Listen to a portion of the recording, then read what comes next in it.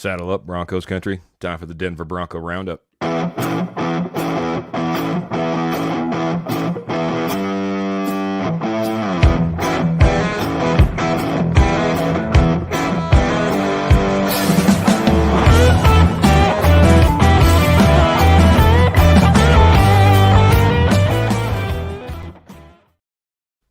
Hey, everybody. I think I actually played the outro rather than the intro, so I'm in here a little bit earlier than I expected. Thank you for watching the Denver Bronco Roundup. We are brought to you by the Rocky Mountain Sports Network, and we are sponsored by Willis Seasonings and Blends. We'll get to a little bit more of those guys later. Right now, I am your host, Keith Brugman. Thank you so much for joining us this evening. Kind of let this breathe a little bit, let everyone kind of jump in, and including jumping in, we'll let Mr. Jody Moncrief, our fantastic co-host, jump in as well. Jody, welcome to the show, sir. How are you? What's up, everyone? Ready for a show, sir? Ready for a show. Ready for a show, man. I tell you, man, even though it's off-season, man, the storylines still keep coming. Had to make a quick change to even our ad that we put out, man, because news just keeps flying. And speaking of which, we're going to fly in the Flying Dutchman. Albert Notchbers, Mile High Dutchie, flying into the screen. How you doing, sir? I will do something in generic Dutch. Goedenavond allemaal. Oh yeah, very generic, man. We all picked it up, man. Give us what you got, man. What are you saying to us all tonight? I said it was a good evening, everyone, and I'm looking forward to have another terrific show as we always have, and it's going to be fantastic with all the news, and let's get it rolling. Very good. That was all in what you just said in Dutch. I was asking for the translation. That's a lot that you just said in like just a few words. Now, what was the translation of what you just said to us, buddy? Yeah, good evening, y'all. Good evening. Oh, good evening, y'all. Very good. But this is what we Dutch do. We use only 2 words and have 20 sentences rolling out automatically. Isn't that funny? Isn't that funny? I just recently saw a comedian the other day, and he was talking. He said, it's really funny where I come from. I measure everything in kilometers. Here, now that I'm in the States, you guys measure everything in time. So I thought that was pretty funny. But well, gentlemen, welcome to the show. Got a great one planned. A lot of stuff going on today in Broncos country, and I figured we'll just get to some big topics. I mean, obviously, right off the bat, kind of a surprise, kind of out of nowhere. You think all the offseason moves are kind of pretty much in the books, especially all the big ones. But a big one hit today, man. Brandon McManus has been released from the Denver Broncos, man. And, I'll start just clockwise where I am on the screen. Jody, what are your initial thoughts?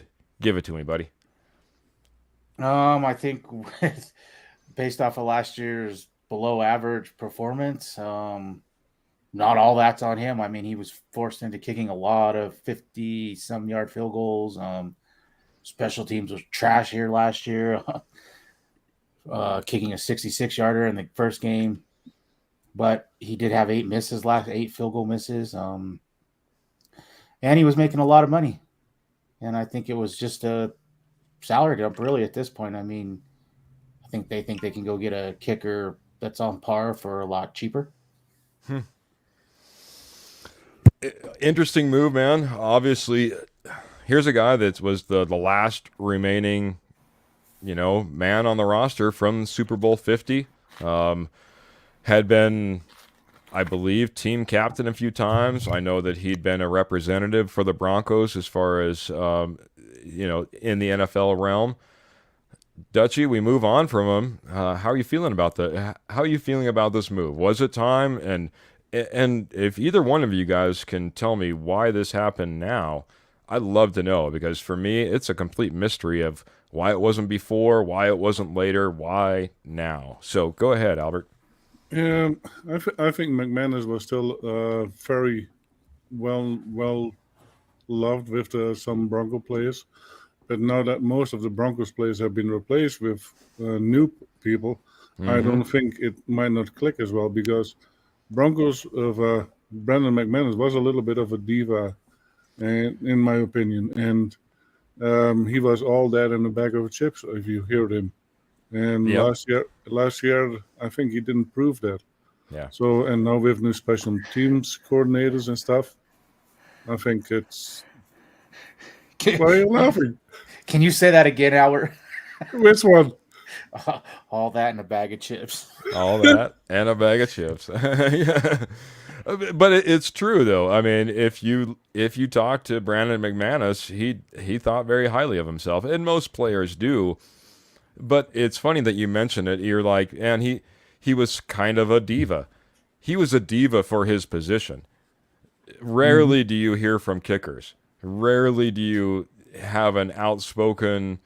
I mean, I was thinking back, so I did look it up. Both in 2020 and 2021, he shows up to practice, to training camp, dressed as a ref. If you guys remember, he was also the guy that when, heck, he was. Remember that it was in 2021. Fangio is late getting him out on the field. He ended up missing the field goal right before halftime. Man, he was like livid. He's like throwing his helmet, the whole 9 yards. I mean, just things, again, you don't end up seeing a whole lot from kickers necessarily. So, maybe you pair that on top of a last year. He was 28 for 36, 77%, one of his lowest. I believe it was his lowest percentage that he has posted since he's been in the league. He's 9 years in the league. He did hit his long was a 55-yarder, so he was capable. But like Jody pointed out, had some misses as of lately. So difficult to let go of somebody that maybe was revered by a lot of Broncos fans because of those ties to Super Bowl 50. But thus we move on. Jody, go ahead. Finger up. One thing that I don't think anyone mentioned, this is going to be a post-1 release, so, it's going to affect the cap difference. It's like one something dead money and like almost $4 million in savings. That's a lot of money for a kicker that was, only making 70, 3/4 of his kicks. Now I'll chalk up last year, the whole special teams was trash, and I don't know how much you want to attribute to that. He had a horrible coach. So now one thing that's a little strange. If you look at our special teams coach, obviously he was not highly revered. Right. He got shown the door pretty quickly. Rosberg came in, maybe made some sense of it in the last few games, but not enough to like, hey, these guys are all pro again. There's going to be some movement, obviously. So go ahead. One thing that wasn't mentioned too is he's been Denver's player rep for a while. So that's what I was saying. Player rep. Yep. They're going to have to find a new player rep. And so he was, respected by his teammates enough to say, hey, you're going to go represent and uppers to say you're going to represent the Broncos. Yeah. Quickly then, what name flies to the front of your mind as far as our player rep? Then Jody, and I'll go to Albert right after that. I have my thoughts. If he wants to do it, I think someone like a Kareem Jackson comes to mind. Very good. Kareem Jackson, I got your answer, bud. How about Albert? I would say Josie Jewell. Oh, Josie Jewell. Makes a lot of sense. Yep. And for me, it was going to be Justin Simmons. I think he needs to take that next step, and I think he's right there as far as his. See, one thing that doesn't make sense to me is they said that's the reason Kareem Jackson was brought back to be for his leadership skills and all this. Well, does that mean that they're not high on Justin Simmons' leadership skills, or? Yeah, I don't buy that. One thing that when I went back, and I think if I remember right, might be wrong, don't quote me. He was on 104.3 The Fan, if I remember correctly. Kareem Jackson, just about a week or so ago, and he said they asked him, they're like, "Hey, do you think you should, take less money or take a smaller role?" I can't remember which they posed to him, and I think it was a smaller role. And he said, "Why should I?" He goes, as far as I could tell, I was one of the only guys who played 17 games last year." He's like, "Last year I posted record number of tackles in my entire career. Yeah, I think why should I take a back seat?" And don't get me wrong. 99.8% of the snaps or something last year on defense. Yeah, I mean, everyone talks about a guy who maybe has lost his step or has fallen back, but at the same time, if this guy's leading in tackles, if he's the only guy who's not missing time, he's obviously got his body well prepared at his age. I think there's value in his play, and maybe they're not just completely sold on the safeties that they have on the roster. Maybe that's why a JL Skinner was brought in. Two things for me. I mean, if they might be sold on Stearns, but it sounds like the hip's not progressing as fast as they'd like, and sounds like he may not be ready for OTAs. So there's one. There you go. I mean, you got Skinner. He's coming. He still has a torn pec. Mm-hmm. So you could have two guys right there, to start the season on pup or may not be ready. Yeah, not playing up to their 100% potential, that's for sure. So you needed depth, really. Since we're on this whole Brandon McManus thing, I'll hit Albert with this for one first. NFL owners voted on a couple of things, and it came through, I believe, as of late yesterday, maybe early this morning. But touchbacks have completely changed. Yep. Now, if you wave for a touchback anywhere inside the 25-yard line, it just goes to the 25-yard line. Albert, what are your thoughts on this? I'm sure Brandon McManus, I don't know if he wants to play underneath this or not, but since we're talking special teams, Brandon McManus thought it made sense. What are your thoughts on the new touchback rule for at least 1 year? It's only a 1-year rule, by the way. Yeah, and this is something that they have adopted from the college system. Yep. Even although it is for 1 year, I think they did it because of the safety for the receivers who are. And I think we will see a lot of just touchbacks, or now we get a little bit more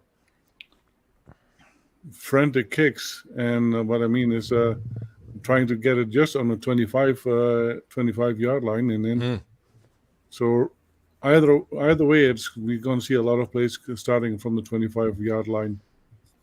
So let me ask you this: Are you on board? Are you going to saddle up with this new kickoff idea, or are you going to stable it? You're going to put it in the stable and say, "No, I'm not on board." If it is for the safety of the receivers, yes, I'm on board. If it is for the fun of play, no. Okay, Jody, what are your thoughts on this? Are you saddling up? Are you on board with it? You're putting it in the stable. I'm necessarily not on board with it because I do like the kickoff, but I mean, you got guys running full speed down there, and you got other guys that are basically stationary when they come down there at full speed, and a lot of guys do get hurt. So at some point, I heard Dave Logan say it today. He's predicted in the next 5 to 8 years that the kickoff is just completely gone. Teams will just get the ball to 25 and away you go. But I think that's the way it's going. I mean, there's just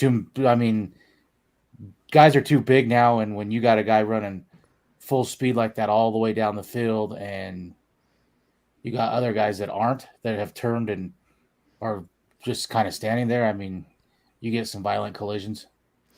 Yeah. Have either one of you guys watched much XFL? A little bit. Did you catch the kickoff and how it was different? That's where instead of those guys running down, they stay stationary, don't they? Correct. Yeah. So this is a really cool idea. I think, and I might have the yardage line. I'll just say the receiving team, all their blockers line up on like the 25-yard line, and the kickoff, coverage guys all line up on the 35-yard line. Right. And the kicker kicks off from his normal spot, but until the kicker or the receiver catches the ball, nobody can move. I like that. I mean, I like it. It's a lot. You have 10 yards of guys running towards each other. You don't have high-speed collisions. It fielded very, very similar to as far as yardage standpoints of what I saw in the NFL. It wasn't like guys were always getting it out to the 40 or never got it past the 10 or something crazy like that. It looked very, very similar, and it looked super safe. I love that idea. I doubt they ever pick it up, but that's my vote. By the way, I'm putting it in the stable. I do not like this whole idea. I think it's going to screw with clock management. You're going to be able to get a touchback at the end of a half, even if you're fair catching on the 24-yard line. No time comes off the clock in that scenario. At that point, you're sitting at the 25-yard line. It doesn't take that many yards before you're needing 35 yards, and you're at the 45-yard line of your opponent. You're already into field goal range with just 35 yards because you got to take a touchback on the 24-yard line. It just seems absurd to me. I think it's really going to mess with the clock. It's really going to mess with end of half and end of game scenarios. I look for it to be, I look for it to be pointed at as a dramatic piece in the future of the games in the next year. I mean, if they adopt XFL rules, I can see some different things like the onside kick that's going away. It'll be more like, what do they say? It's like 4th and 20, and if you pick up a 4th and 20, then you get the ball back. Or yep. Or I can see something like that. I don't want to see it go completely away because there are people that have made a living that's all they do. Yep. So here's and this is only for the kick return. What about the punt? I didn't hear anything as far as a punt return. I think this is just for kick return as far as what I've heard. I hope it's not for.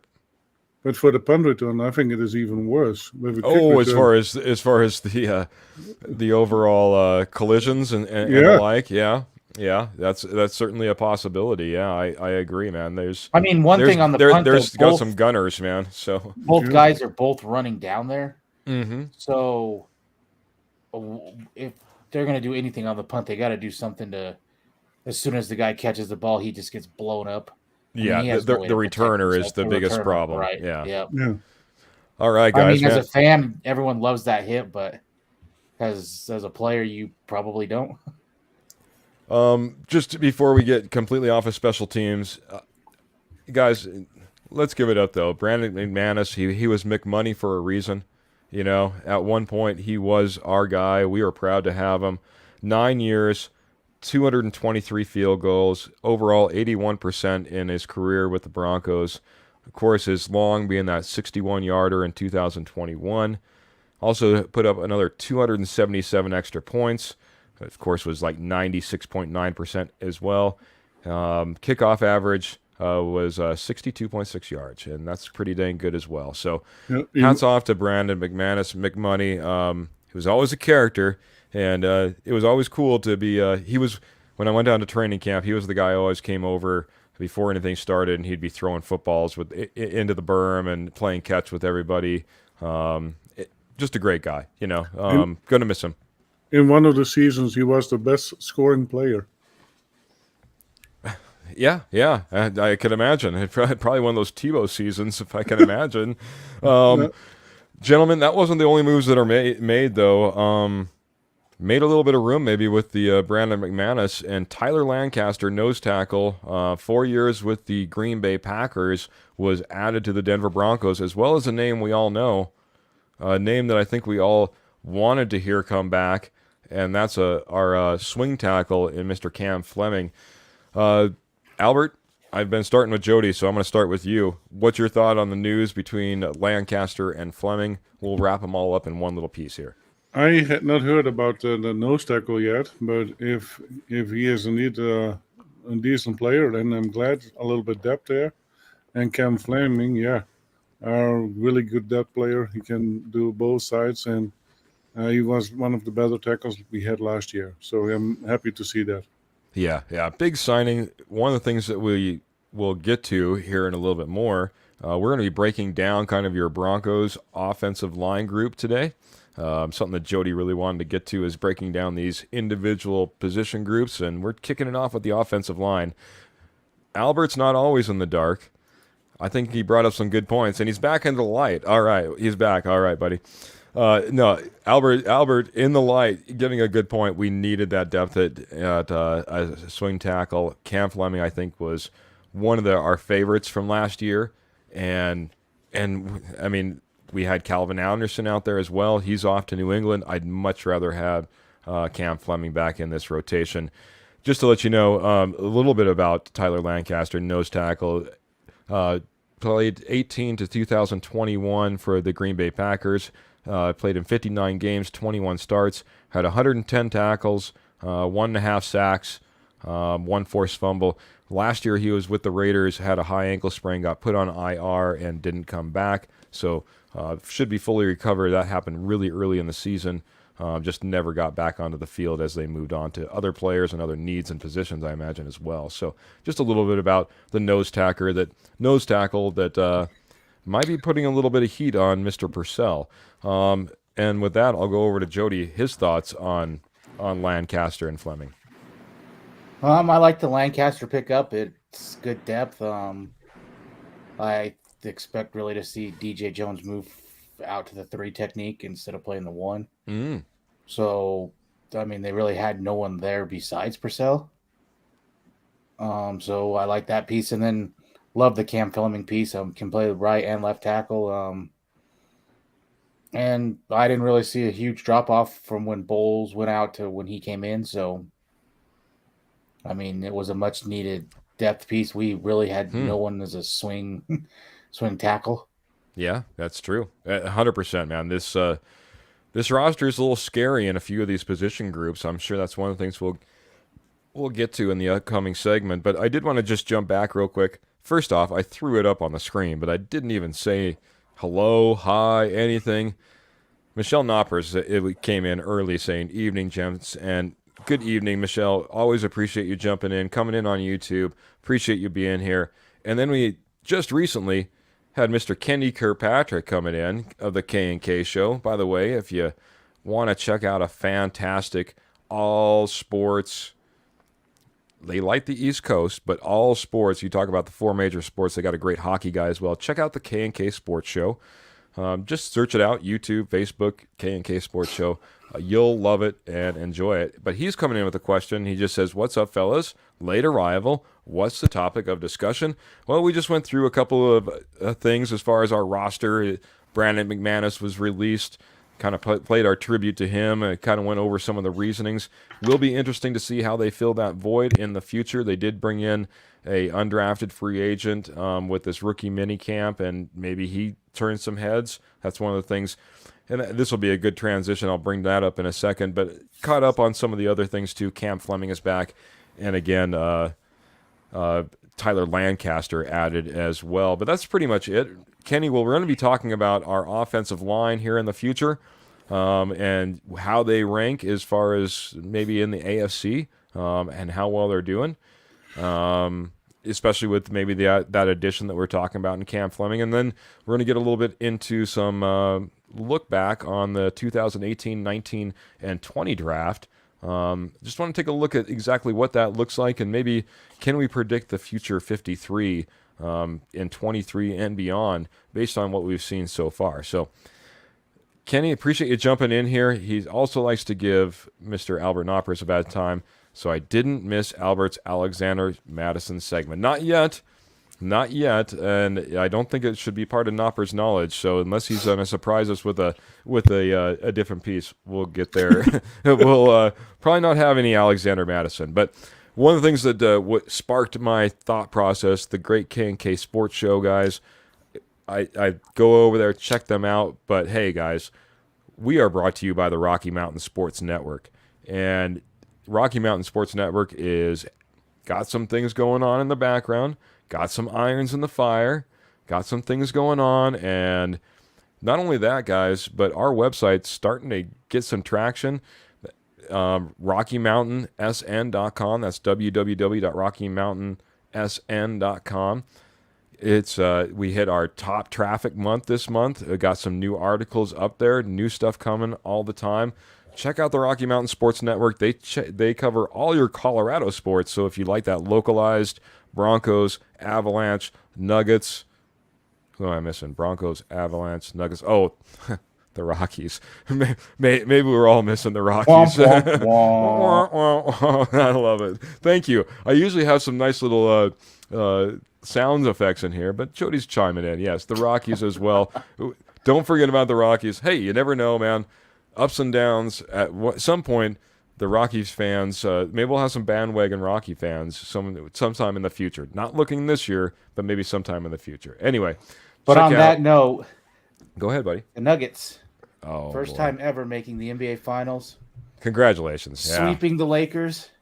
Well, I mean, you don't have to bring that up necessarily, but yeah, I mean, they're there. Congratulations. I thought if they could just get it close at the start of the fourth, they would have a chance. Yeah. Not only did they get it close, they came back and took the lead, being down 15 at half. And Joker's finally getting the praise that he deserves. Yep. Now I did listen to ESPN for a little bit this morning, and it was like, whatever. When I got off, they said 97 minutes of nothing but straight Lakers, which is a little disappointing. Yep. When they just got swept. Yep. But four more, and we'll have back-to-back champions, hockey and basketball. I remember back in the day, I'm a little bit older than you, when the Bulls would end up exiting. You know, I know it didn't happen all that often, but my goodness, you didn't hear about the team that beat them. You heard about the Michael Jordan and the Bulls for 97 minutes too, buddy. It's the way it goes sometimes. Yeah. I am a Lakers fan, been a long-time fan, but I can tell you, I've always been kind of a closet Nuggets fan. Obviously, being an Avalanche fan, being a Broncos fan, you know, I tried to be a Rockies fan. That's tough. I like the good old days when they were the Bombers that used to just blow them out of the park. That was fun. Those were fun days, and when they actually were a decent team. But that being said, always was a Nuggets fan. Always liked Allen Iverson, so definitely when Allen Iverson came to the Nuggets, I was really excited as well. It's well-deserved. I just hope now, because really no excuses. You're not going up against any powerhouse team or name, I should say. Stop the narrative that the Nuggets aren't going to make it because nobody wants them there and the league doesn't want them there and ESPN doesn't want them there and they don't get the coverage. You're in the NBA Finals. You're there. Go take care of business. Win it in 4. Sweep them out. Plant your flag. Be a proud Nuggets fan. I'm excited for the Nuggets. Bring a parade to Denver. I like what you said in a chat, buddy. What was your prediction? We had, let's see, the Avalanche won a Stanley Cup in... Oh, Avs in 22, Nuggets and Broncos in 23 and 24. There you go, buddy. There you go. It's all planned out. We got 3 years of championship parades, man, all right in a row. That would be fun. That would be really fun. I just wish we didn't have to listen to it on ESPN. I mean, how does Mark Turn it off, buddy. Turn it off, buddy. How does Mark Jackson not vote for Joker on his MVP list? And then how does Lisa Salters admit that she's never watched him play this year? Oh, my goodness. I mean... Yep, I hear you, buddy. We have to digress out of Nuggets talk. We do. We do have to digress out of Nuggets talk. That being said, got Clayton here and coming in here. Thank you, Clayton, joining the show, man. Always becoming one of our regulars, man.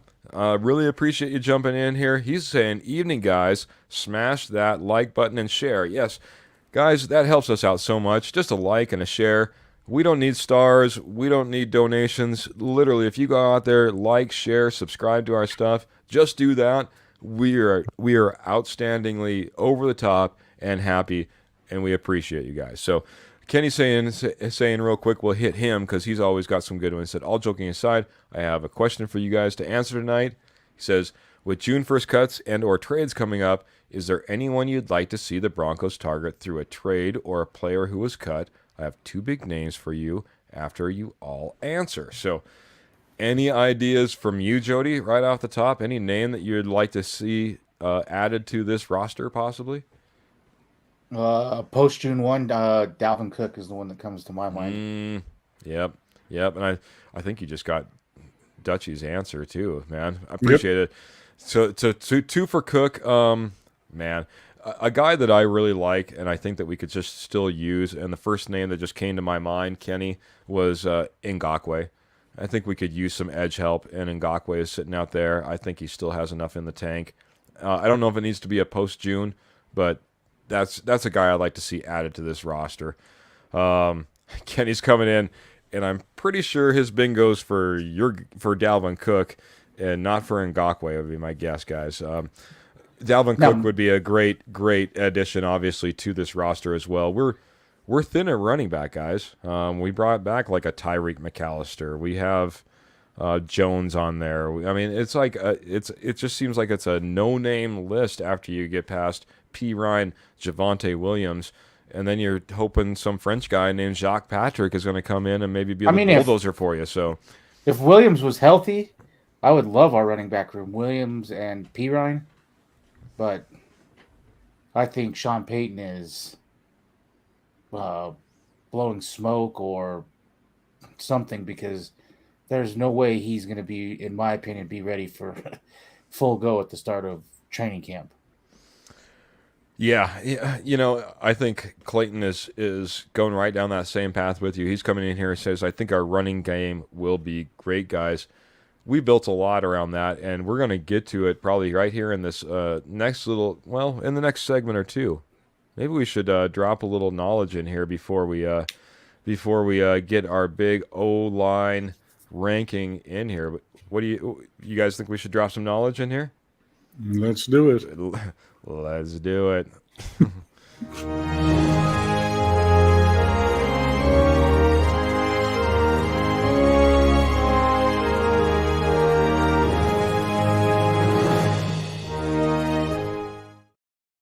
All right, guys.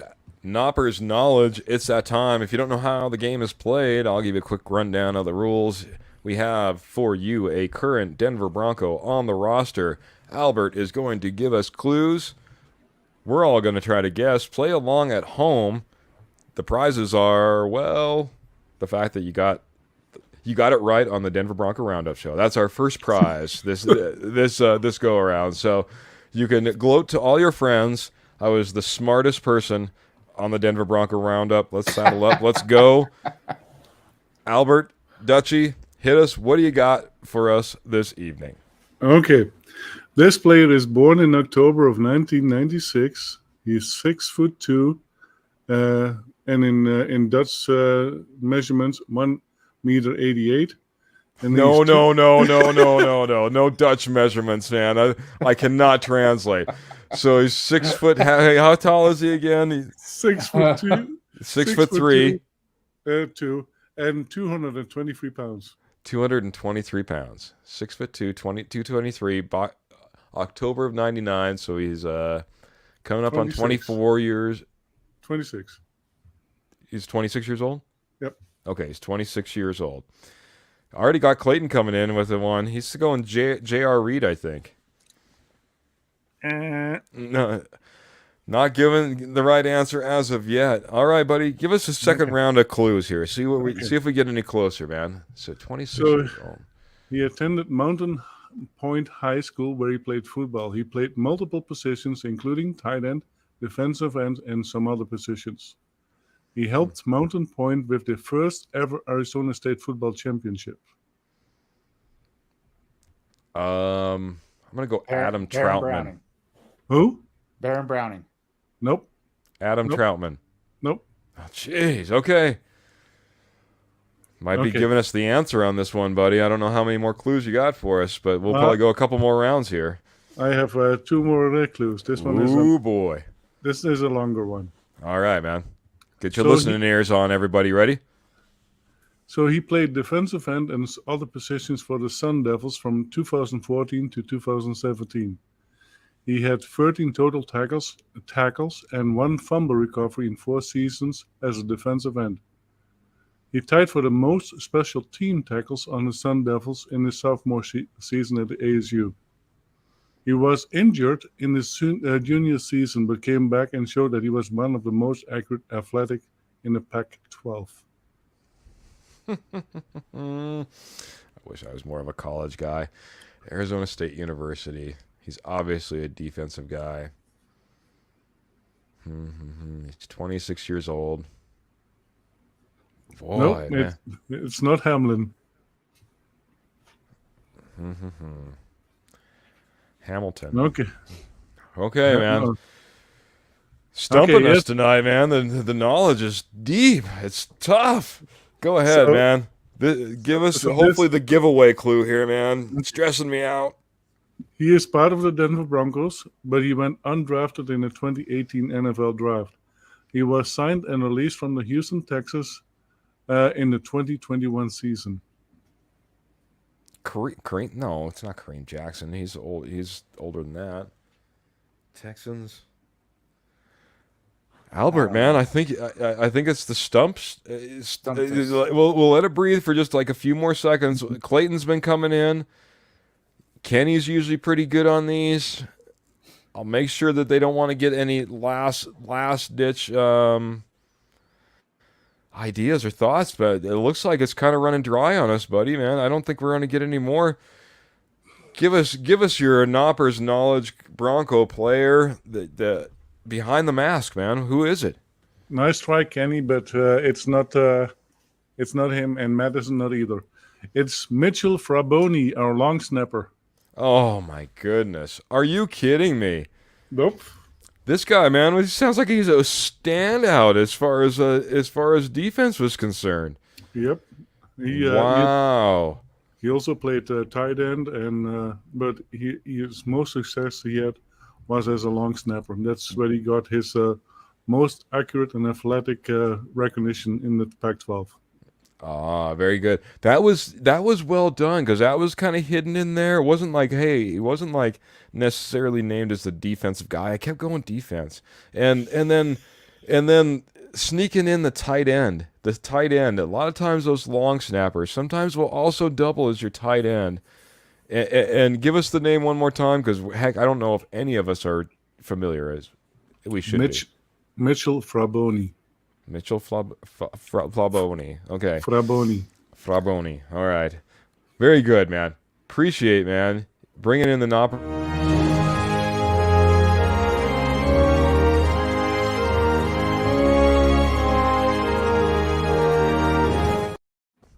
Man, bringing the heat tonight. Knoppers knowledge.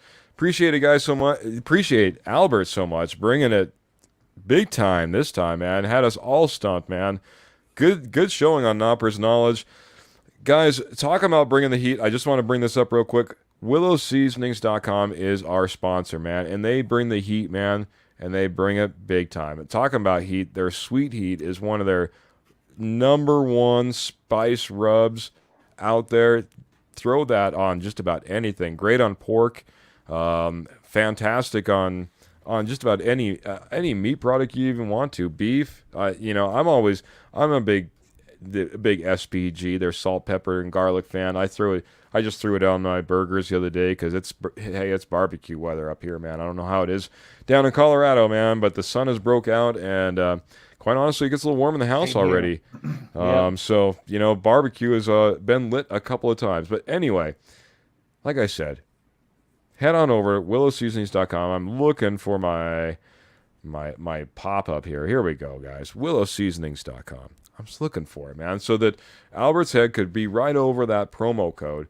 It's important. DBR 2023. Look at that, man. Albert's pointing it out for us. Promo code DBR 2023.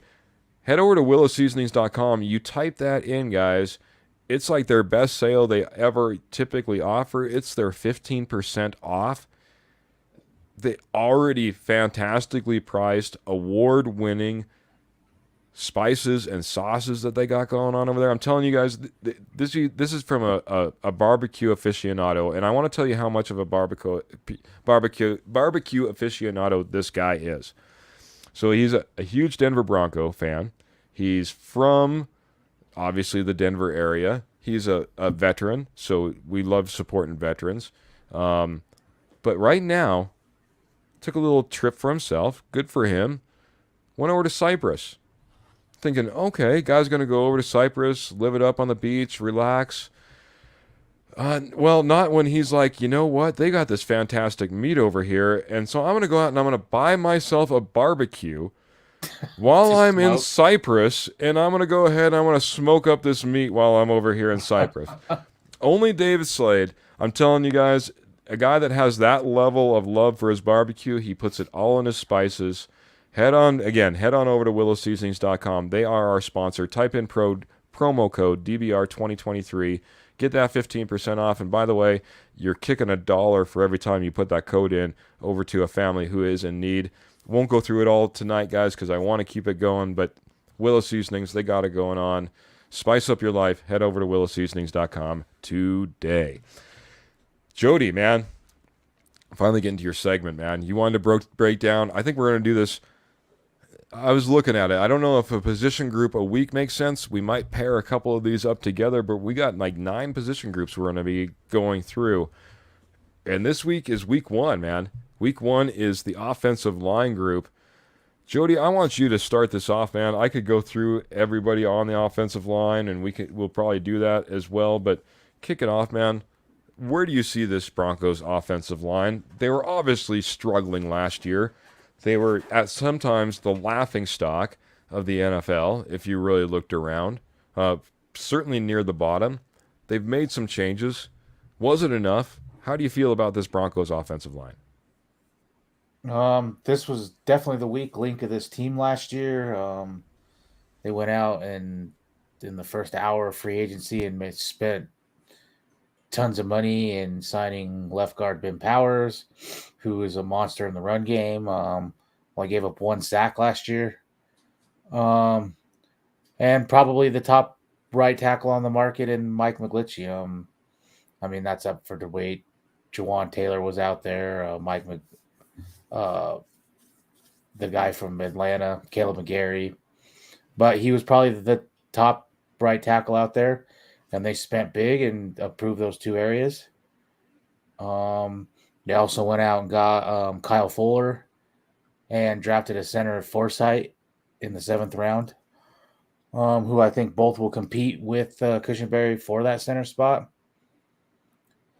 And then they get Garrett Bowles back. Garrett Bowles gets a lot of flack for holding. Garrett holds and different things. But I mean, he is probably, in my opinion, above average left tackle, and until you find somebody better than him, it's going to be hard to replace. Now he is coming off a broken foot, and we'll see how that plays out. So that's where I think the signing of Cam Fleming is huge. He played both sides for us last year, and I didn't see much of a drop off when he was in. So if the holds continue, I think Sean Payton will be quick to make the move. Bowles is making a lot of money, and he, as of now, has not wanted to restructure or do anything with that deal to help make it more cap friendly. So I think it's going to be you're going to earn it this year, or you're going to be. I think the plug will be pretty quick. I mean, what do you have? Whatever I looked the last time, 300 and some snaps last year before he got injured. And already had six holding calls. Yep.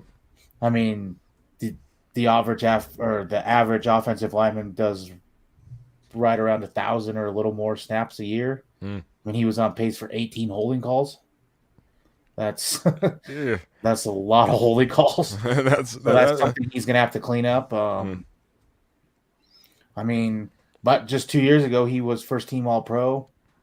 That was in the COVID year, so I don't know if that was no fans in the stands. Was that there's a lot of rumor that they wanted to lighten up on the holding calls that year as well. Right. We saw a drop in that around the league. And I will put some I mean, look who Denver's quarterback is. He's the most sacked quarterback. He holds the ball way too long. It's been what he is. Some of that is going to fall on your quarterback, but some of it is not. I think that's something Sean Payton is going to clean up. Russ, get the ball out quicker, help your offensive linemen, 12 personnel, 2 tight ends in, helping some different things. I think this O-line is much improved, and when you compare it to other top O-lines in the AFC, I think they are right up there. All right. So we talked about a little bit this before. You can do this now, or if you want to go a little bit longer on what you're saying. But just keep in mind, we figure there's 16 teams in the AFC West. That means there's a tier 1, tier 2, tier 3, tier 4, or your top 4, your next 4, your kind of your next 4 after that, and then your bottom 4. I just want to kind of get an idea of where you think the Broncos land in regards to the AFC as well. And we'll get to that. I didn't mean to cut you off, Jody. Feel free to keep on going what you're saying, because you had some good points there, buddy. I think they're in the upper tier with what they did to improve this roster. I mean, if you are going to say the Bengals or the Browns or the Chiefs are one of the top offensive lines in the AFC, then Denver's right up there. And I'm just going off of what PFF, if you individually rank every player PFF wise, they are right up there. With the exception, and this is a big exception, is what center. Lloyd Cushenberry was bad last year. Kyle Fuller was bad in Seattle. And we don't know what Alex Forsythe's going to be. So, but they really didn't go out hard and address that position. There were top centers on the market that they could have went and got, and they never really addressed it. A 7th round center and a career backup center. They never really addressed it. So I think they have a lot of faith in Lloyd Cushenberry. And they're going to give him all the opportunities to win that job, I think. Yeah. I think that's the position we're at this point. The Broncos haven't seemed to want to, like as you said, really address that outside of Kyle Fuller, which it wasn't a huge address to the position. So, at least at this point, it looks like we're riding with Cushenberry. I say that at least at this point because, well, as of yesterday, it looked like at least at this point we were riding with Brandon McManus as our kicker too. So, I just can't I can't predict exactly what Sean Payton maybe has in mind or planned. But as of his last statement on Cushenberry, we see him as our starter.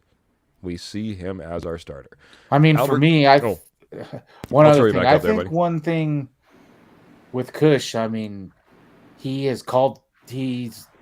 center calls the reads and different things for that old line, and he's done that. That's something Forsythe has never done. If you would have made a move and moved up and took a center high in this draft or something, correct, that's one thing. Or got a Creed Humphreys like Kansas City did or something. That's one thing. But a 7th round center that is not projected high up there. I mean, you've bolstered this whole line. You need somebody with some experience there, and I think having Ben Powers there is going to be huge for him. And Quinn Miners, a healthy Quinn Miners, who, when healthy, he is, an up and coming right guard who I think can take it to the next level this year. Very good, man. Appreciate that feedback, man. So, Albert, according to the judge, right? Maybe I should have thrown that up for this segment, man. Maybe in future segments we'll have to throw the judge up last. Albert, top tier offensive lineman again. Starting, I guess, from left tackle to right tackle, we have Garrett Bowles, Ben Powers, Lloyd Cushenberry, Quinn Miners, and of course Mike McGlinchey.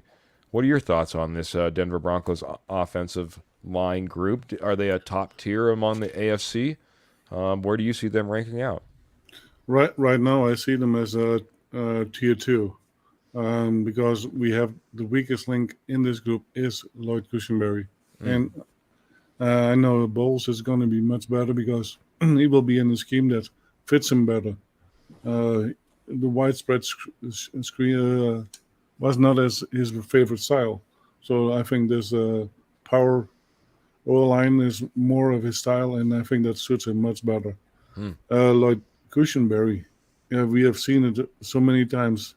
He gets pushed so quickly, back so quickly, and that will happen again. And then you see everybody moving forward, and Lloyd Cushenberry is just sticking there because I don't think he's powerful enough for this new scheme.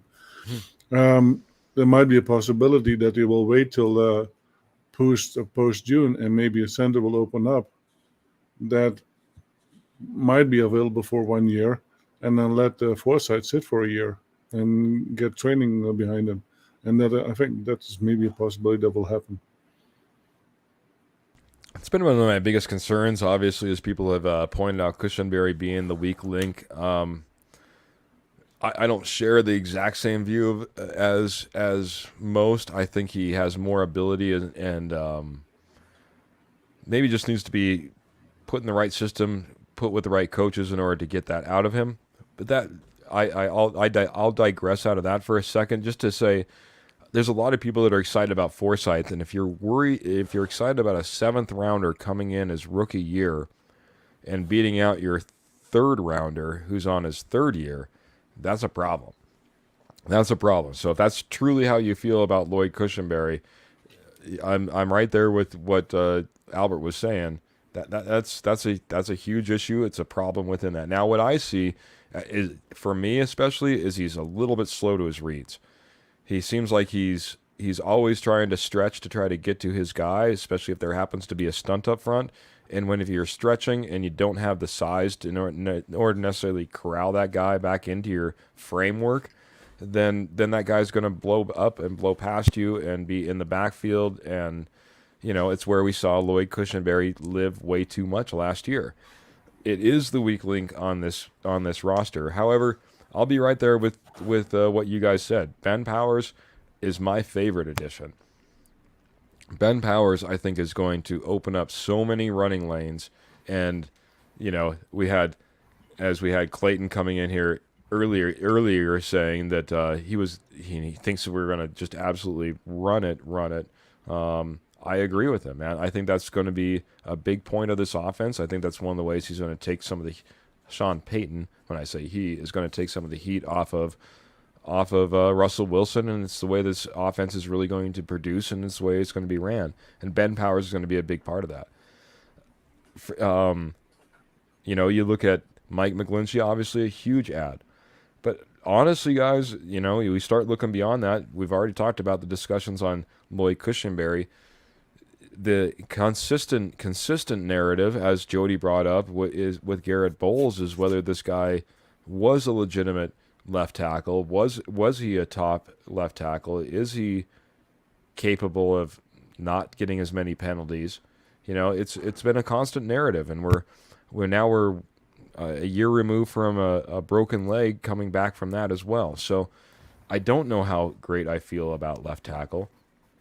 Quinn Miners is a guy that I like, as Jody said, I like the upside, but it's not the most. You're not in the most fantastic position as far as right guard is concerned. That all being said, I think this is a strong starting group if you put all 5 of those guys on the field. My concern is whether all 5 of those guys are on the field. If we have anything like we had last year, now all of a sudden we're talking about guys like Quinn Bailey, Luke Wattenberg, Kyle Fuller, Christian DeLauro, and Cam Fleming. That's where it gets really, really scary. The depth is what scares me here. I'd be willing to put him in a tier 1 type of ranking just based on their starting 5. And that's saying something, because you have teams like the Buffalo Bills, you have teams like the Cincinnati Bengals, you have teams like the Indianapolis Colts and the Jacksonville Jaguars, who have put together some pretty dang good offensive line groups. I think the Broncos can compete there, but overall, I think I need to put them in a tier 2 ranking just based on their depth. One of these guys goes down, I really think you struggle. Unfortunately, you're hoping it's a tackle that goes down, because I think Cam Fleming is your best position guy that can come and fill in, whether it be for a McGlinchey or for a Garrett Bowles. But if we're talking about the interior offensive lineman, I think we're barking up a scary tree. I guess you could also say Isaiah Prince is on this roster, and of course we mentioned Alex Forsythe as well. But that's just my thoughts, guys. I mean, am I off brand by thinking that way? Jody, you're the one who put him in tier 1. Me and Albert kind of put him in a tier 2. Do you see our point of view, or are you still going to put him in tier 1? I'm going to say lower tier 1, but Okay. it's Garrett Bowles was $10 million underwater, and they've done really nothing to address his deal. They didn't try to. I mean, Donovan Smith was sitting out there. He signed for $9 million in Kansas City. They've Yep. done nothing. Jonah Williams has requested a trade from Cincinnati. They've done nothing to go try to get him. So I think that they like what they have, and I don't know that they love what they have in Bulls, but I think they can get to a love stage if Bulls can clean up the holding. It's the holding and some minor little things that I think that Peyton can clean up with getting Russ to get rid of the ball and some technique things. He's going to That's fair, man. have a guy that he coached as a player and now as an offensive line coach in Adam. I don't know how you pronounce his last name. Adam Steith or Stein. Strife. It was Adam Streith. Yeah. And I think that he's going to do wonders. I mean, Butch Berry was a horrible line coach last year. He did nothing. I mean, the day he was fired, the whole locker room cheered. That's not a good sign. Not a good sign. And I went from this being a very no depth to when they signed Cam Fleming, I did a 180. I felt much better. I mean, they went out and they picked up Quinn Bailey's deal right away. Yeah. So I think they have a lot of faith there. Another prediction I have is whoever wins this, Forsythe is going to be either the starter or your backup center, and whoever doesn't, if Forsythe wins this job, Cushenberry or Kyle Fuller are gone. One of those two is not making this 53, in my opinion. So you're going to have Forsythe or one of those two as a backup, also with Quinn Bailey, and then you got Cam Fleming to back up your tackles. Maybe Isaiah Prince. I mean, I can live with that. I need to see something from Cushenberry. That is, like everyone said, your weak link. It's now or never really for him. Yeah. We've addressed almost every position on this team some way, and we've really done nothing major at center. Yeah, and that's why I say it scares me that, like you're talking about, we're waiting for a 7th-round pick to come out and beat out a 3rd-round pick in his 3rd year. Center is not the easiest position. I don't expect a rookie to be able to come in his 1st year and be good. Second year, you're hoping to be able to pick it up. By year 3, you need to be clicking. Well, this is year 3 for Cam Fleming. So let Cam Fleming come in here, have that chance to let it click, because quite honestly, if you're going to restart all over and you're starting over with what the whole NFL considered, Alex Forsythe to be, and that was a 7th-round pick, that's a little scary, man. That scares me more than Cushenberry getting the nod. I'll be honest, and I don't want to be too big on Cush, but I'm stronger than I am than a 7th-round rookie. One thing I think they have confidence, or Peyton does, you could release Cushenberry and you save like $3 million. There's almost no dead money.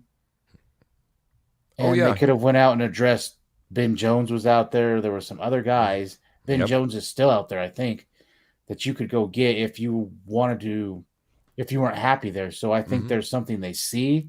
Very good. And I like that. So, because the money doesn't work for Lloyd right now. He's an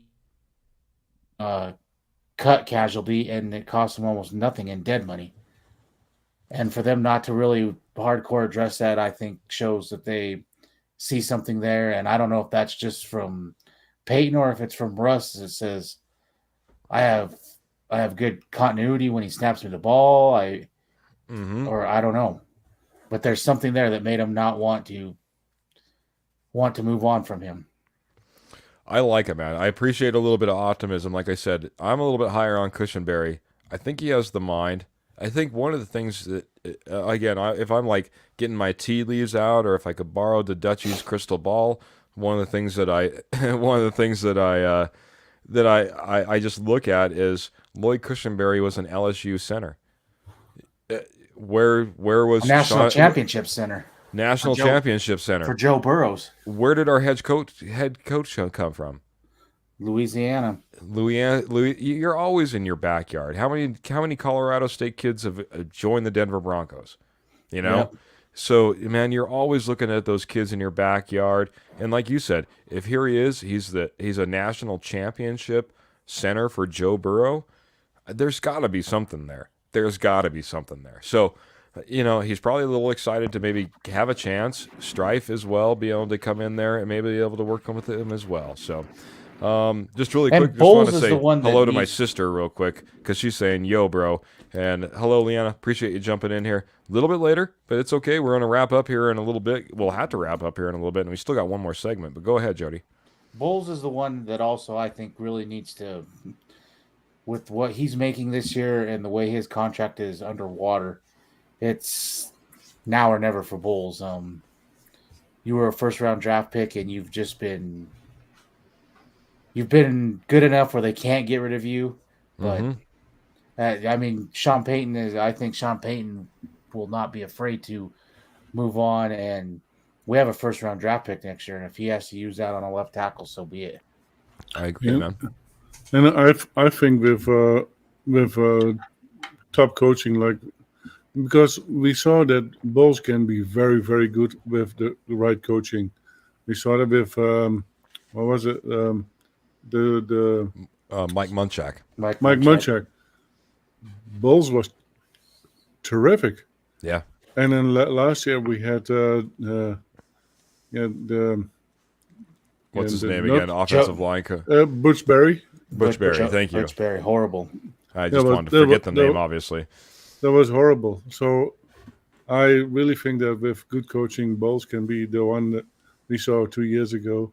And I hope that Kuchenberg can turn it around and be the center that he needs to be. But as we have seen the last year, he wasn't it. And it might be part of coaching too. But the first year was not great either. I wanted to say, just to the point of Garrett Bowles, because I kind of was picking on him, and then we'll move on to our next and last subject, guys. But I was kind of talking. I realized as you guys were speaking, I was talking out both sides of my mouth a little bit. I said, man, I really think the coaching and everything that Cushenberry could be helped with, and maybe he could make that next step in the whole 9 yards. Don't get me wrong. Again, maybe a younger player, and give him the benefit of the doubt in that way. But I'm expecting a lot for Cushenberry to maybe step up and make that change, as I think the Broncos are. However, I was not giving no credit for Garrett Bowles. I was writing him off and not giving him any of that ability to learn from the coaches and the scheme that's going to be put in place. Could be a completely different offensive line, especially those two things considered. The coaches that have come in that have got to be better than what we had last year, and then on top of it, the scheme that they're going to put in place that I think is going to play to the strengths of the Broncos, and they're making those strengths happen with additions like Mike Paglia and Ben Powers, our two big offseason moves. I'm almost there, Jody. I'm almost there for Tier 1. I'm going to put him in Tier 2 right now. I do like that signing of Cam Fleming. I think that was a big, big key. I would not have allowed you to put them in Tier 1 without that signing. Well, not that I can not allow you, but you get what I'm saying, buddy. It's weird. One guy, it went from no depth to solid depth because of one player. Yeah, made a big difference. And again, not that we're going to hit it this week, that defensive line, but I think the addition of that nose tackle coming over from Green Bay, Lancaster, is going to be big as well. I think that'll really help. Purcell's kind of disappeared, and I think that could be our answer there as well, bringing in Lancaster. Guys, I wanted to, and we'll hit this really quick. I've been trying to bring this on as segments for a couple of weeks, so I'm going to get it out there, but we'll make this a quick one. I just wanted to rewind and take a look at no,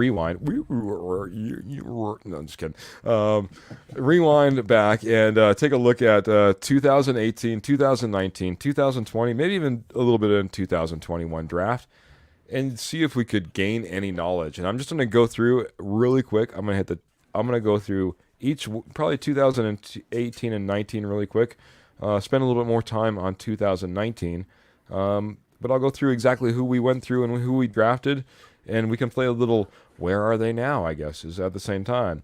Starting off in 2018, we have Bradley Chubb, followed by Cortland Sutton, Royce Freeman, Isaac Yadam, cornerback. Some of these, if it's not a name that just necessarily comes to the top, I might list their position too.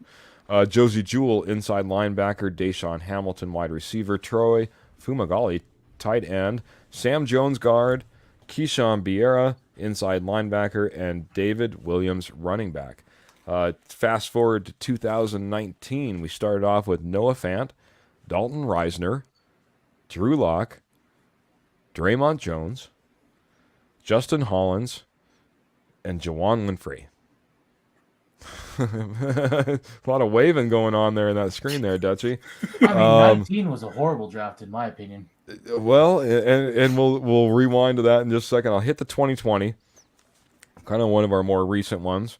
Jerry Jeudy, KJ Hamler, Michael Ojemudia, the guy we were just talking about, Lloyd Cushenberry, McTelvin Ajim, Albert Okwuegbunam.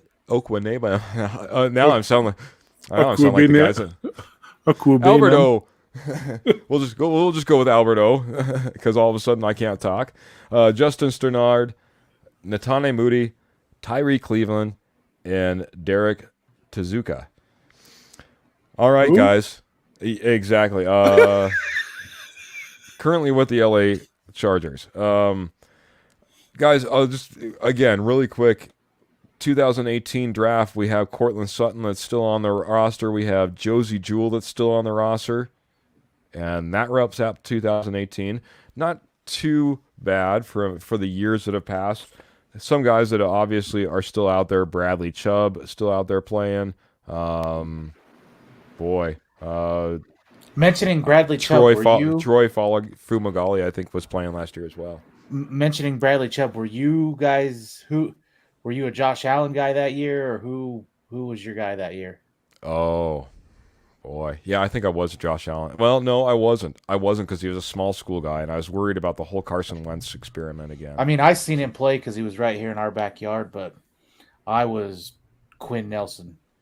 I mean, you could have had the best left guard in football, yep. And I was high on him too. I remember I'd have to go back and look at all the guys. I can't even remember now. You know, honestly, I wasn't upset with Bradley Chubb once I saw it come up there, and I was like, "Ooh, that pairing, Von Miller, Bradley Chubb, this could be fun." You know, I wasn't upset.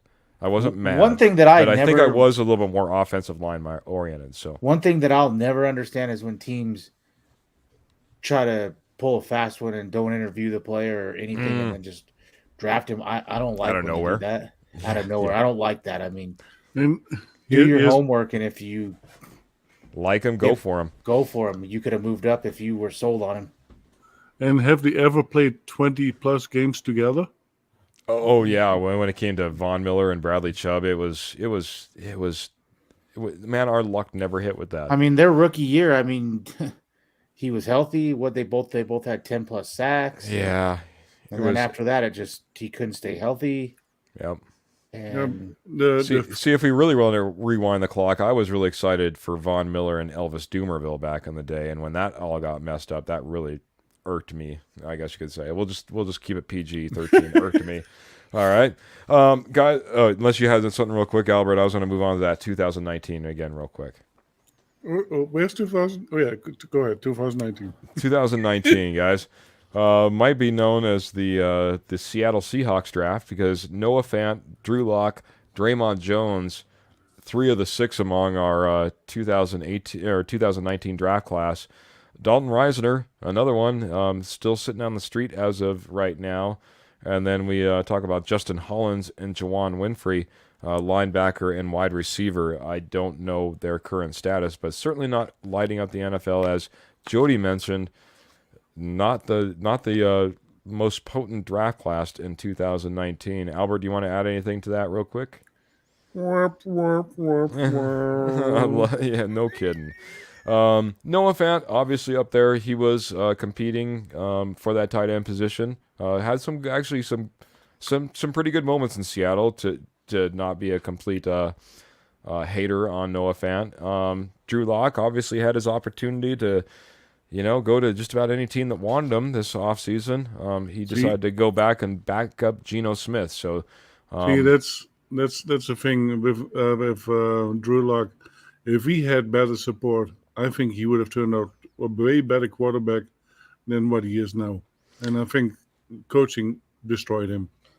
I'm not going to disagree. The more I watch and look, though, I just don't know if he would have ever made that leap to being like even a mid-tier quarterback. He had that maybe a bottom-end quarterback. Almost top-tier backup, bottom-end starter one. Somewhere in that realm. He had that 5-and-what to finish out his rookie year. He went 5-1. I mean, he went into Houston when Deshaun Watson was playing lights out and destroyed Houston. Best game. And if anything, I wish where Denver really messed up is when they got rid of Rich Scangarello and brought in Pat Shurmur, who messed everything up. That was horrible. I mean, they were running plays. They would do fake run plays that they didn't even run real run plays. I mean, when they were doing stuff like we were trying to throw interceptions, and what did he say? We're trying to throw interceptions. It was bad. We had to practice interceptions too, or something like that. I think Mike Sherman's playbook was more like a cartoon book. Pat Shurmur's, yeah. That's where it went really downhill. I mean, that's where I wish Elway would have said, "No, you need to stick with this. This is." If there was one place that I would say that we need to stick with is when Teddy Bridgewater was brought in and Drew Lock didn't get that chance to be the starter. I think he should have been given the chance. Teddy should have backed him up in that season. If things didn't go right in the first 4, 6, 8 games, you put the number on it, and you need to want to turn to Teddy Bridgewater, do so. But Teddy Bridgewater wasn't going to win you a Super Bowl. That wasn't the key to your offense. But you could see from Vic though right away it was Vic knew his job was on the line. And did you want to roll with Drew Lock, or did you want to roll with someone that you could trust a little bit more? And I think that's why he went and got Pat Shurmur as well. I mean, took the heat off him. He hired him. He made his bed, and now he has to lie in it. All right, guys. We're going to fast forward off of 2019 and that draft class. It was Drew Lock and Noah Fant, Dalton Reisner, Draymond Jones. Draymond Jones, by the way, maybe the best pick of that draft, at least at this point, that we can see that's being put on the NFL field these days. So, I mean, really, that's a steal to get him in the third for what he's produced. 100%, man. 100%. Fast forward into 2020, guys, we have Jerry Jeudy. We just picked up his 5th-year option. Good sign right off the bat. As far as maybe you doing pretty well in your draft class. So I'll continue. KJ Hamler and Michael Ojemudia. KJ Hamler looks like he's on the outs at this point. Marvin Mims has certainly been drafted, and if it's not this year, it certainly should be next year that we maybe not see KJ Hamler no longer be a Denver Bronco. We talked about, Michael Ojemudia is currently a Chicago Bear. Lloyd Cushenberry is who we just got done talking about. And, hey, even Jody said he could be on the possible cut list if Forsythe steps up and takes that starting position even this year. So, moving on, McTelvin Agim. Hey, this is a guy that I actually really liked a lot, guys, but we did end up moving on from him. Now Carolina Panther. Albert O. Justin Sternad.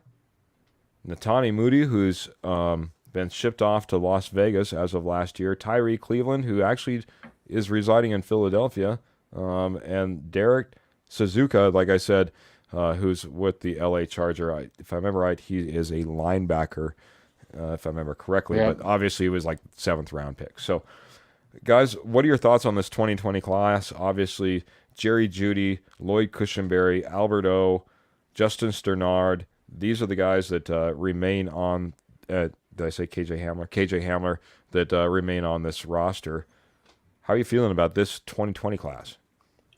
I think some of them are really in the hot seat. Hamlin, he cannot stay on the field, and that is his biggest problem. Yep. Otherwise, I think he is always a good player to have on the field because he always poses a deep threat.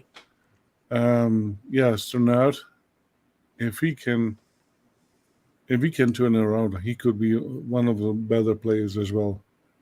I really liked him as a linebacker. Deep And linebacker room, though. yep, but he needs to turn it around rapidly. Yep. Alberto. Lloyd Al- Cushenberry. Alberto, I think Alberto might have seen his last year with the Broncos, probably even before the season starts. There you go. Okay. Lloyd Cushenberry, we kind of got your thoughts on there. And, of course, Jerry Jeudy. So, Jody, your thoughts on this draft class?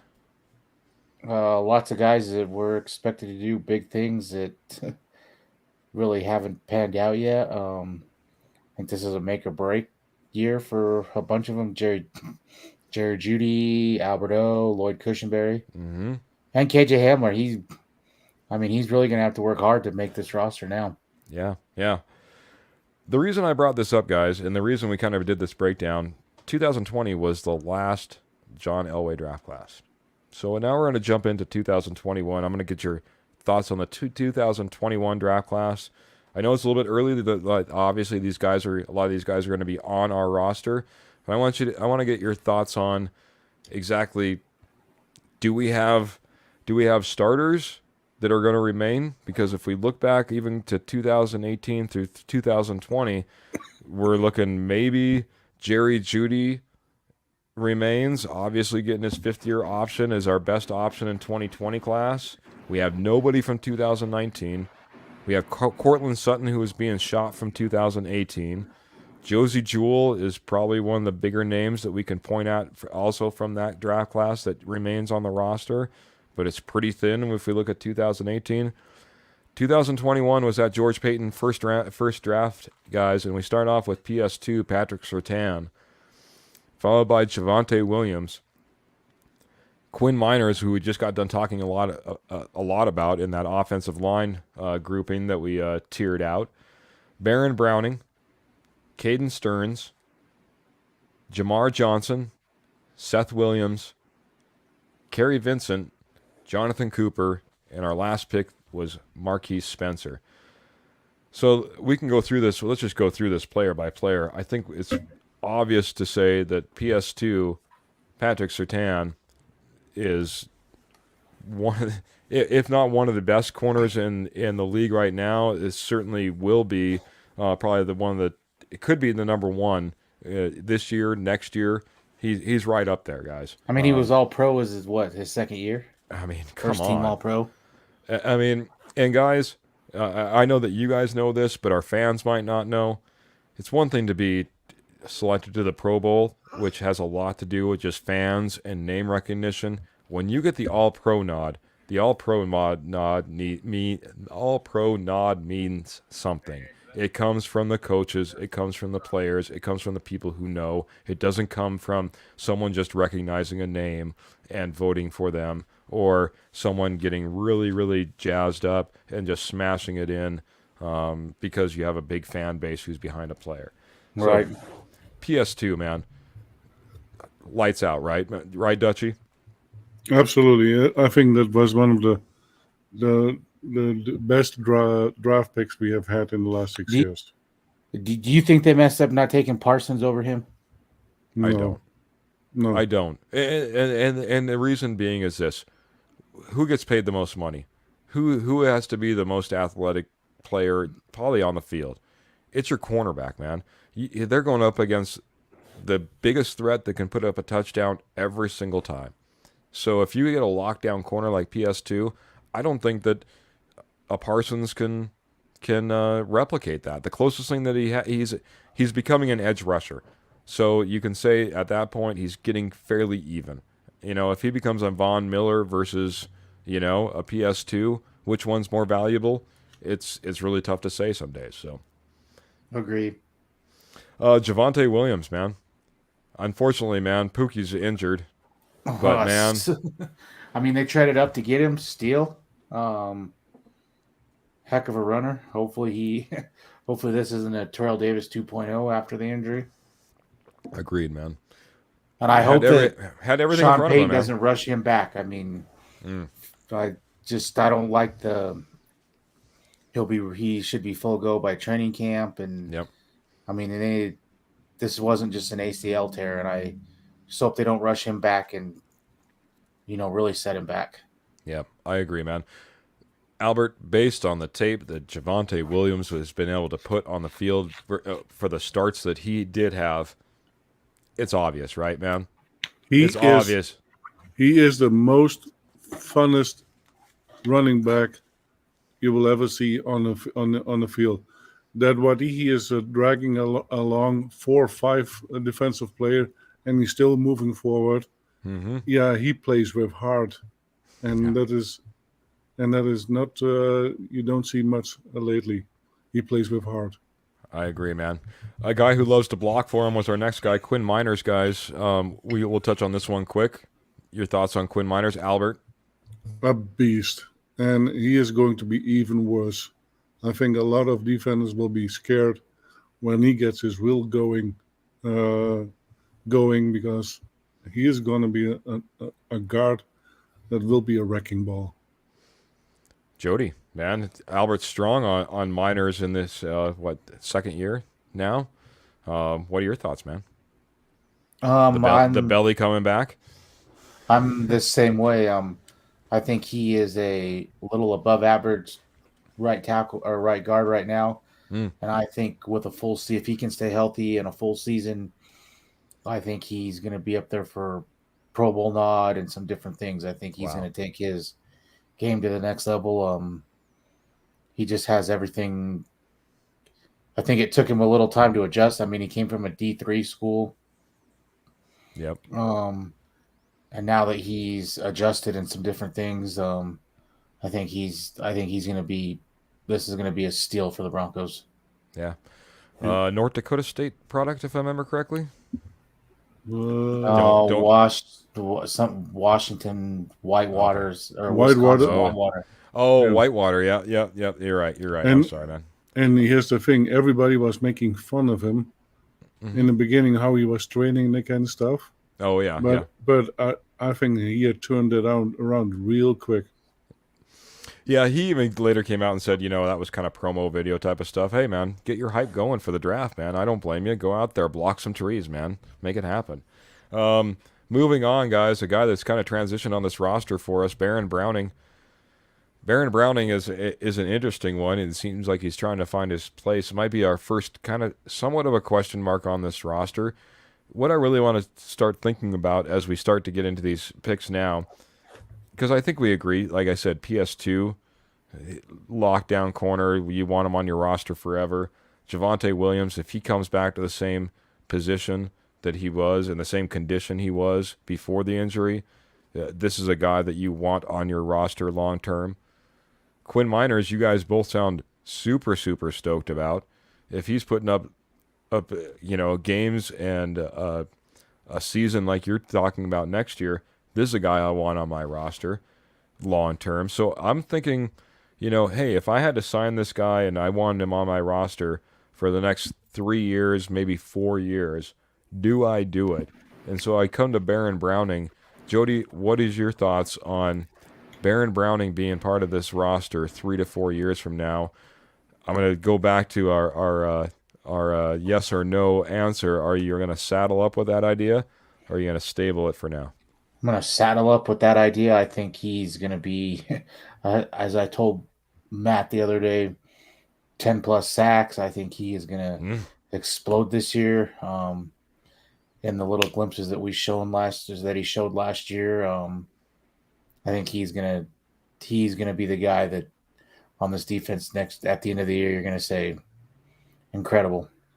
Wow, he's the straw that stirs the coffee there, man. Is that what you're saying, man?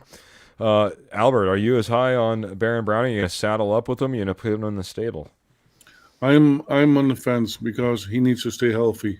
And the first thing he needs to do is he needs to play at least 13 or 14 games. And we have not seen that from him. He has played 8 games last year or something like that. And he cannot stay healthy. And if he stays healthy, then I'm definitely on board. But other than that, if he cannot stay on the field, then he's useless. Albert just added a category. We now got saddle up, on the fence, or in the stable. So I love it, man. So I'll go back to Albert on the next one. Caden Stearns, man. Caden Stearns is another guy that we really wished was not injured. It seems like that we could talk about most of the roster, especially after last year, when that comes to those terms. But Caden Stearns looks like he's trying to come back from an injury, be part of this team. Caden Stearns, 3 to 4 years from now, is he on the roster? Or are you saddling up with that idea, on the fence, putting it in the stable? If he can get that hip taken care of properly, I think he would be a safety, and he could reach the levels of Kareem Jackson. But he has to stay healthy. Jody, where are you at? I'm gonna piggyback off of how he felt on Baron Browning. He's got to stay healthy. I mean, he's shown potential in the couple of starts he's had and some different things, but he's got to get healthy and he's got to get on the field. Man, a couple of guys on the fence on that one. So we're starting to get into some of those. Jamar Johnson, I didn't even look up. I don't believe is no longer part of this roster. Seth Williams, no longer part of this roster. Kerry Vincent, I don't believe is part of this roster. Was last year, I believe, or at least part of the original training camp. But we do get to Jonathan Cooper, way down on the draft in 2021. Jonathan Cooper is one of those guys that would be competing with Baron Browning as far as that edge guy. So I'll go back to Jody, who was really high on Baron Browning. What do you say about Jonathan Cooper 3 to 4 years down the road? Saddling up, on the fence? I'm going to saddle up again. I think he's a great depth piece, and he's a great special teams guy. Look how long David Bruton stayed on this team playing special teams. And I think that's what Jonathan Cooper can do. Very good point. And when he had to start and play last year, he didn't – I mean, it wasn't like they just exposed that side. I mean, he's definitely not someone you want starting, but if you have to, it's not a huge deal. Yeah, you don't have a huge drop off, right? Man, you're not like worried. You're not like concerned that you're just going to fall apart in that position. Yeah, I agree, man. Good point, man. Good point on the special teams, man. Because a lot of times we forget about that, man. We forget about that third phase of the game, the all-important third phase of the game. It means something. Albert, how do you feel, man? Yeah, I'm on board with Cooper, especially as a depth guy. You can use him as a rotational player, and he will fit right in. And again, staying healthy is a big part of it. And unfortunately, we have a new medical team, so that should help. Yeah, well, it can't. I mean, knock on wood. I mean, I guess you got to knock on wood, but it can't get worse. Can't get worse. Man. So this funny thing, we were at the store last Thursday, and I was wearing my Wilson jersey here in Kansas City, and it says, "Oh, you're a Denver Bronco fan? Yeah. Oh, then you've heard of my cousin. Which cousin? Lando. Oh, I'm glad he is gone." Oh goodness. Oh my goodness. Albert just straightened out calling out people in the grocery store, man. Yep. Guys, I'm going to wrap this up real quick on this segment. The reason I brought this up, like I said, I think we struggled with John Elway down the stretch. At being that leader, a lot has been talked about whether George Paton would remain with the Denver Broncos once Sean Payton came in the door. As of right now, it sounds like the relationship's great and they're working well together. And I thought a big point of that would be exactly what we could thought of that 2021 draft class and those those classes that will be coming after that, 2022 and 23, obviously in the books as well.